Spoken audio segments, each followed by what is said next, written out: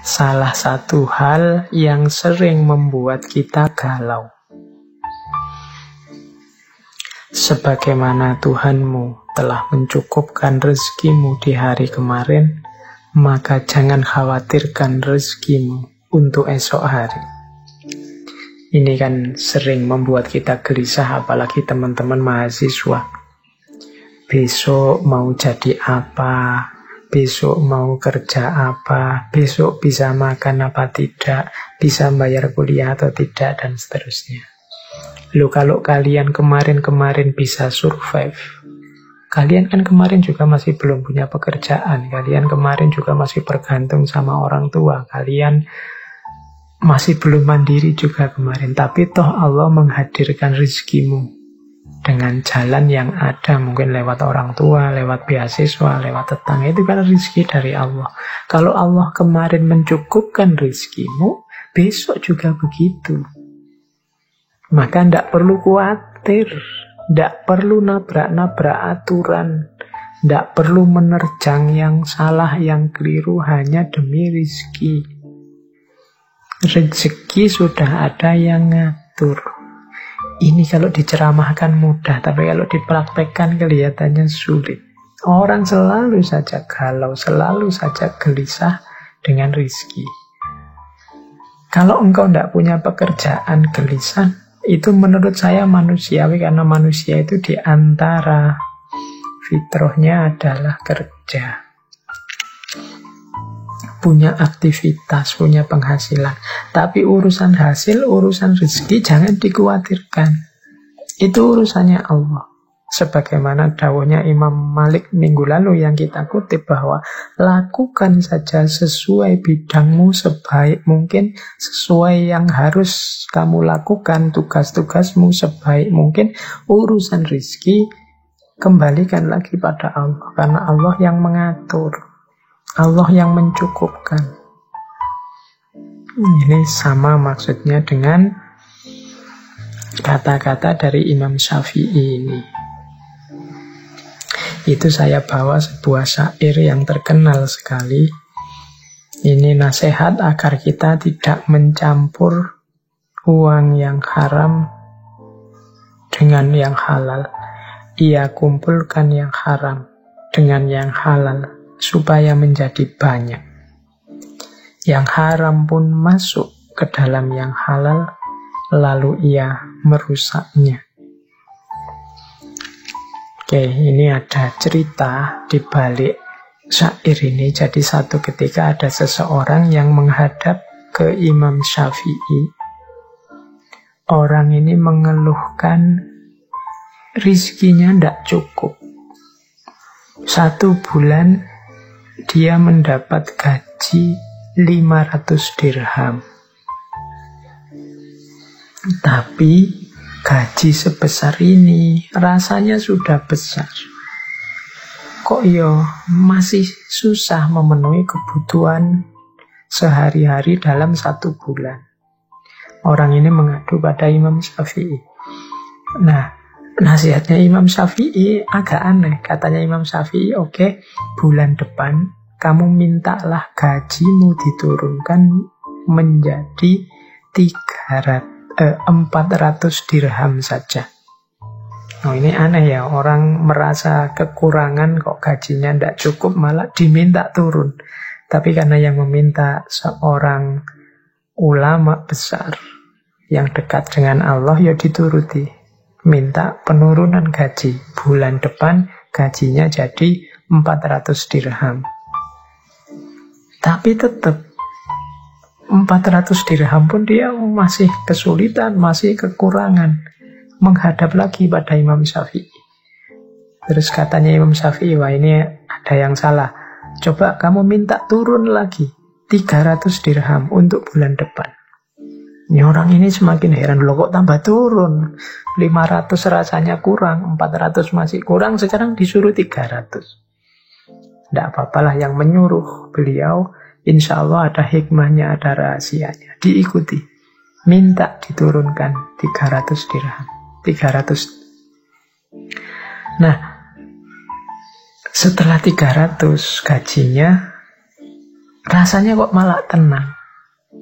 Rasanya ndak banyak lagi kebutuhan macam-macam, rasanya kok cukup dibuat apa saja dalam 1 bulan. Alhamdulillah. Padahal kemarin 500 rasanya ndak cukup, 400 rasanya ndak cukup, 300 kok rasanya malah cukup. Kembalilah dia menghadap pada Imam Syafi'i. Kok bisa sekarang saya merasa cukup gaji saya meskipun jatuhnya hanya 300? Nah, Imam Syafi'i terus memberitahu, wahai saudaraku, sebenarnya pekerjaan yang engkau lakukan itu memang layaknya gajinya hanya 300. Sehingga sisa yang 200 ini sifatnya kelebihan. Dan ini yang kecampur dalam gajimu yang halal. Sehingga membuatnya tidak barokah kalau dalam bahasa Islamnya. Karena tidak barokah, ya rasanya kurang terus. Rasanya ada saja kebutuhan-kebutuhan baru yang sehingga 500 ini tidak cukup. Tapi ketika engkau mengambil hakmu pas sesuai jatahmu, yaitu 300, sekarang hartamu sudah bersih, isinya halal semua, dan disitulah letaknya barokah. Nah, ini urusan rezeki, berarti kita harus hati-hati. Yang halal dan yang haram ketika dia ngumpul, yang haram akan merusak yang halal. Ketika yang halal dirusak dengan hadirnya yang haram, harta kita jadi tidak barokah. Dan tidak ada hubungannya dengan jumlah, dengan kuantitas. Karena harta itu kan kuncinya pada rasa cukup yang ada dalam diri kita.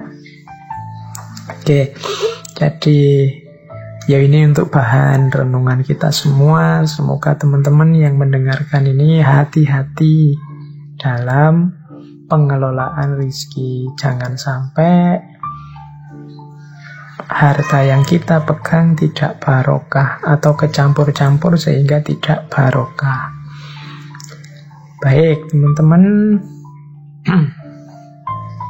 masih ada beberapa quotes, beberapa nasihat berharga dari Imam Syafi'i. Beliau ini sebenarnya sangat banyak kitabnya, sangat banyak nasihat wasiat yang berharga. Ya, cuma sayangnya kita tidak mungkin mengangkat semuanya malam hari ini. Sering saya bilang, ya ngaji ini hanya mancing saja. Semoga teman-teman tertarik untuk memperdalam lebih jauh. Oke, kita ambil beberapa ya. Katanya Imam Syafi'i, amal yang paling berat itu ada 3, yaitu murah hati saat miskin, bersikap warok saat sendiri, dan mengucapkan kebenaran di hadapan orang yang ditakuti. Murah hati saat miskin ini berat, karena orang miskin itu biasanya mentalnya kurang, mentalnya masih butuh, masih ingin. Nah, ini mentalnya mental menerima, bukan mental memberi. Maka kalau ada orang miskin yang bermental memberi, ini luar biasa. Orang miskin yang mentalnya murah hati, ini luar biasa. Yang kedua, bersikap warok saat sendiri. Bersikap warok itu bersikap menjaga diri, tidak sembarangan, menjaga kehormatannya. Ini biasanya ya orang warok itu di hadapan orang lain. Kalau ada orang lain, dia menjaga nama baiknya, menjaga kehormatannya. Kalau ada orang, meskipun dia sendirian, dia tidak akan melakukan sesuatu yang menjatuhkan harga dirinya, menjatuhkan kehormatannya. Ini orang yang luar biasa. karena termasuk amal yang berat. Kita itu cenderung kalau tidak ada siapa-siapa ya suka-suka kita. Tapi kalau masih ada orang yang mau menjaga diri saat sendiri, ini orang hebat. Dan yang terakhir, mengucapkan kebenaran di hadapan orang yang ditakuti. Nah, ini juga berat. Kalau ada orang yang kita takuti kan kita pengennya minggir saja, tidak bersentuhan dengan dia. Tapi kok orang ini saya takuti, tapi aku harus menyampaikan kebenaran padanya. Entah nanti apa resikonya. Orang yang berani semacam ini orang yang hebat. Mengucapkan kebenaran di hadapan orang yang ditakuti. Mungkin nanti setelah ini aku akan dihukum, setelah ini aku akan disiksa, setelah ini aku akan menghadapi banyak kesulitan, kesakitan. Monggolah, yang penting aku mengucapkan kebenaran. Makanya ini orang hebat. Jadi mengucapkan kebenaran di hadapan orang yang ditakuti. Ya monggo teman-teman latihan. Siapa tahu kita bisa masuk kualifikasi orang-orang hebat ini. Meskipun miskin, tidak punya apa-apa, tetap murah hati. Meskipun sendirian, tetap menjaga kehormatan. Meskipun di hadapan yang ditakuti, tetap menyampaikan kebenaran. Nah, ada lagi quote yang terakhir ya ini. Tidak ada yang dapat menggaruk kulitmu selain kukumu sendiri. Maka kerjakanlah urusanmu sendiri. Ya, yang saya sampaikan di atas dari awal sampai akhir ini tadi kan ideal-ideal. Mungkin beberapa di antaranya bisa menjadi solusi masalah-masalah kita hari ini. Tapi ideal ya akan hanya menjadi ideal kalau kita tidak menjalankannya. Problem kita tetap akan jadi problem kalau kita tidak mencoba menyelesaikannya. Yo kita sendiri, wong problem kita. Kalau kita gatel kan kita garuk dengan kuku kita sendiri, dengan jari kita sendiri. Maka ayo kita kerjakan urusan kita. Ayo kita kerjakan, kita selesaikan masalah kita. Kita sendiri, tidak usah nunggu orang lain. Kadang-kadang kita itu hal yang bisa kita selesaikan sendiri, kita lebih suka menunggu orang lain menyelesaikannya. Kita lebih suka menyuruh orang, kita lebih suka menunggu orang, kita lebih suka kadang-kadang menunggu mood, kita lebih suka kadang-kadang menunggu situasi, kadang-kadang lebih suka. Akhirnya kerjaan-kerjaan kita semuanya terpending, semuanya keteteran. Nah, ini menurut saya quotes dari Imam Syafi'i ini bisa kita pakai. Tidak ada yang dapat menggaruk kulit kita selain kuku kita sendiri. Jangan menunggu digarukkan orang lain.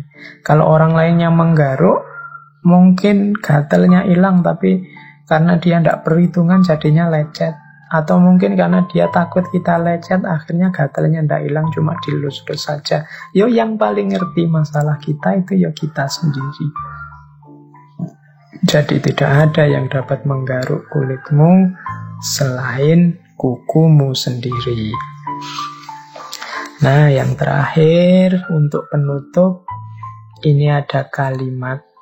Kalimat ini tertulis di cincinnya Imam Syafi'i yang beliau pakai di jari kiri.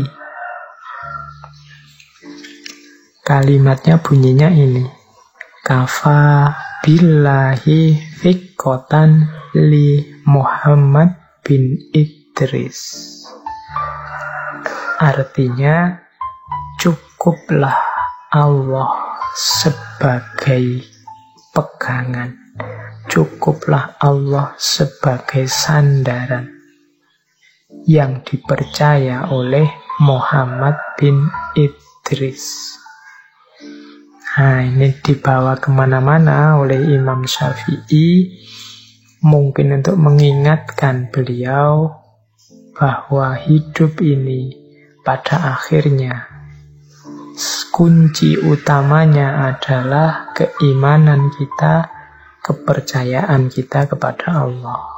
Cukup Allah saja, semua masalah akan selesai. Cukup Allah saja, hidup ini akan beres. Cukup Allah saja, apapun kesulitan, kegalauan dalam hidup kita tidak akan ada artinya.